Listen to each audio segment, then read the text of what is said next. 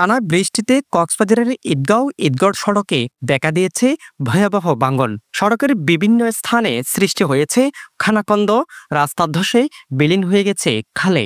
যাত্রী সাধারণ ও যানবাহনের চলাচলের জন্য ঝুঁকিপূর্ণ হয়ে গেছে রাস্তাটি। স্থানীয়দের অভিযোগ, দীর্ঘদিন ধরে সড়ক সংস্কারের কোনো কার্যকর উদ্যোগ নেওয়া হয়নি।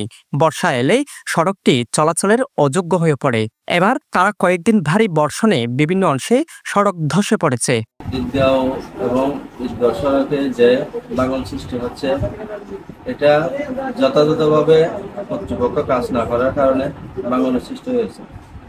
যেমন আমাদের ঈদগাঁও সড়কে যে বর্তমানে পানির কারণে খানাখন্দ সৃষ্টি হয়েছে, এটা যদি পাহাড়ের দিকে যথাযথভাবে ড্রেনের ব্যবস্থা করা হতো তাহলে রাস্তাটা ভাঙতো না।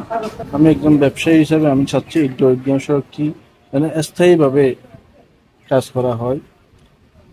আমরা দেখছি বিগত বছরে সড়কটি মেরামত করার 15 দিনের মাথায় সড়কটি আবার পিএইচটি উঠে আবার গর্ত হয়ে গেছে। এবং কাজটি যেন টেকসই কাজ হয়, টেকসই উন্নয়ন হয়, এটা আমরা চাই। এখন আমাদের ঈদগাঁওয়ে রাস্তা অনেক ভাঙচুর হওয়ার কারণে আমাদের কষ্ট হচ্ছে অনেক। আমরা লেখাপড়া করতে পারছি না। আমাদের ঈদগাঁও থেকে ঈদগাঁও যেতে অনেক কষ্ট হচ্ছে। বিশেষ করে ঈদগাঁও পালপাড়া সড়ক কাউনিয়াছড়া ব্রিজ সংলগ্ন গাইডওয়াল ধসে পড়েছে পূর্ব ভুমরিয়াগুনা হিমছড়ি ঢালার অস্থায়ী টহল পুলিশের ঘরও। রামুর ঈদগড়ের সীমানা হতে পানেরছড়া ঢালার নবনির্মিত গাইডওয়াল ধসে পড়ে 10 কিলোমিটার সড়ক এখন গর্তের সড়কে পরিণত হয়েছে। যত দ্রুত সম্ভব সড়কটির টেকসই পরিকল্পনার মাধ্যমে সংস্কার প্রয়োজন বলে মনে করছেন স্থানীয় রাজনীতিবিদরা।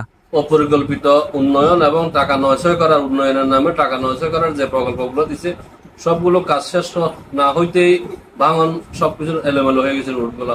আমরা চাই সরকারের ঊর্ধ্বতন কর্তৃপক্ষ এলজিডি কক্সবাজার এবং এলজিডি রামু, ওনারা যেন এখানে সুদৃষ্টি দেয়, আমাদের রোডের জন্য চলাচলের উপযোগী করে দেয়। ভাঙা রাস্তায় কৃষি পণ্য পরিবহন ব্যাহত হওয়ায় ন্যায্য দাম পাচ্ছেন না স্থানীয় কৃষকরাও। এখান থেকে আমার প্রতিদিন মালামাল আসে। আগে যে মালামালগুলি আমি 300 টাকা ভাড়া দিতাম, এখন প্রায় 150 টাকা বাড়তি রেট দিতে হচ্ছে আমার টমটম অথবা গাড়িকে। যেই বুঝি আমি আগে 2500 টাকা দিয়ে আনতাম, ওই গাড়ি এখন আমাদের কাছ থেকে 3000 টাকা খুঁজতেছে। সড়কের দুরবস্থার কারণে ব্যাটারি চালিত রিকশা ও সিএনজি সহ ছোট যানবাহন চলাচল বন্ধ হয়ে গেছে। ফলে জরুরি মুহূর্তেও সময়মতো গন্তব্যে পৌঁছাতে পারেন না জনগণ। এ ব্যাপারে ঈদগাঁও উপজেলা নির্বাহী কর্মকর্তা বিমল ছাঙ্গার সাথে যোগাযোগ করার চেষ্টা করা হলে তিনি ফোন রিসিভ করেননি। তবে সড়কটি পরিদর্শন করে টেকসই সংস্কারের উদ্যোগ নেওয়া হবে বলে জানান এলজিইডির নির্বাহী প্রকৌশলী।